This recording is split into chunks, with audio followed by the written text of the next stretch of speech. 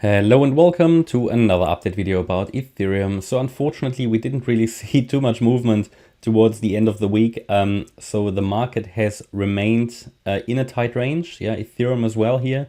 We are counting this as an ABC structure to the downside. You can also get away with a WXY, depending on which scenario we're looking at. I don't have them all on the chart, but this, as I said, is not so relevant because in all of these scenarios that I'm currently observing, as long as we're holding 1400, we are looking at this as a corrective structure to the downside and ideally one more low, maybe two, into the 1480 region ideally. Yeah? So sort of around 1480. It could mean we go down to 1400, but this is sort of the larger support area. As I said, we've got a cluster of support Fibonacci levels and targets in this region between basically 1400 and 1490.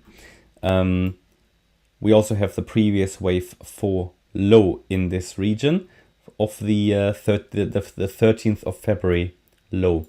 And if we are calculating the length of the C wave by taking the length of the A wave, going to the high of the B wave, then we get to 1497 as the 1-to-1 ratio, sort of all in line with my with those support Fibonacci levels here.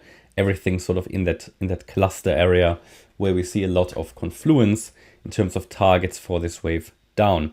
And surely the market could go up from here as well. But first of all, is it likely or not? I mean, I can give you all sorts of counts. You know, you can always try to figure out a different count, but is it likely or not? I mean, until we don't see a clear bottoming structure and the price giving us the signal that is turning around earlier than anticipated, we have to give preference to the trend to the downside. But see the 1601 level as a signal level, because above that level, we are looking probably for a breakout to the upside.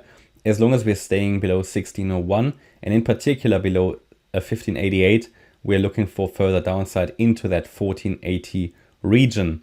Now, so far the price has failed to follow through to the downside. I'm starting to look at this as a possible still unfolding fourth wave. We already talked about, okay, you know, maybe we moved up here in an ABC structure, touched here our ideal target for a fourth wave. Here you can see again how powerful the Fibonacci levels are, because it got rejected ideally here at the ideal level, the 38.2 Fib level, which is the ideal target for a fourth wave. So if we look at this, off this 2nd of March high, we came down in a wave 1, moved up in a wave 2, down in a 3. Those long waves are oftentimes a third wave.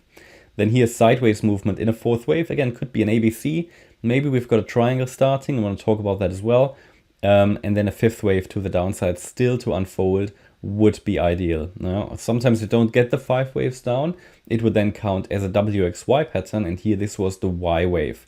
But is this the most likely count? No, because a WXY is never your first choice.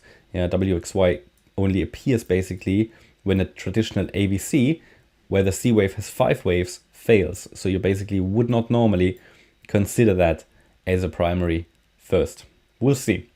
But yeah, it's this tight range we need to break out of. The market hasn't made up its mind yet, starting to move sideways here, whereas the channel is upward sloping, but we're hovering around the lower boundary line. Yeah, again, I wouldn't rule out another high in this channel.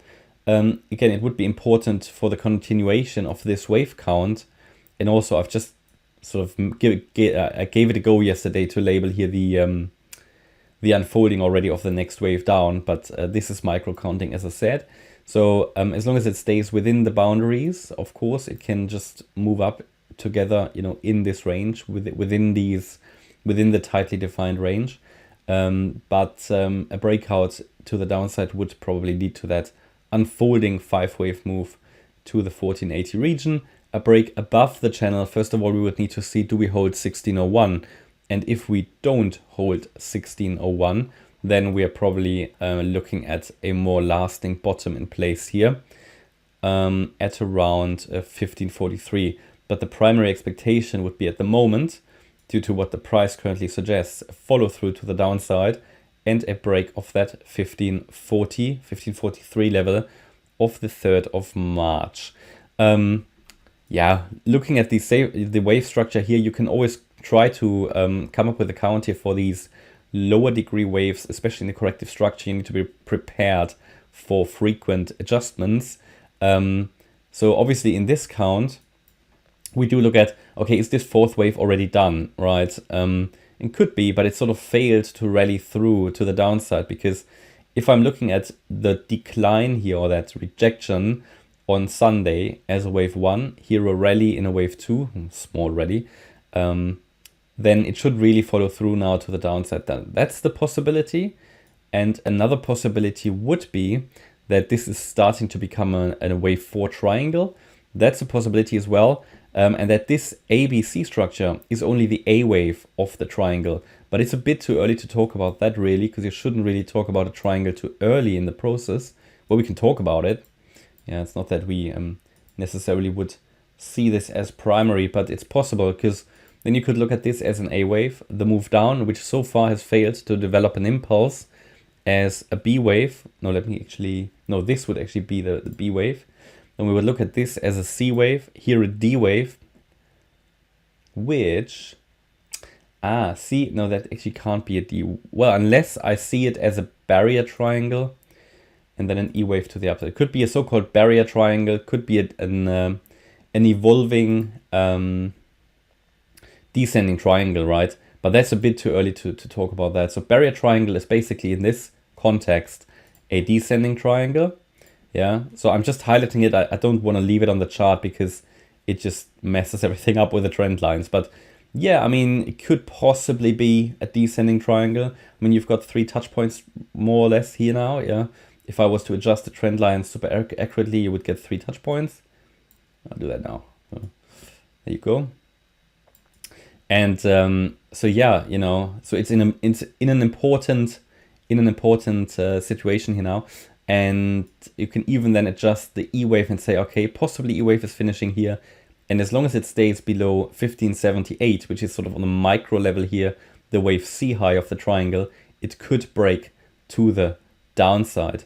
In fact, I might just take that 5 wave move here out and leave that triangle on the chart. Why not, as a count at least.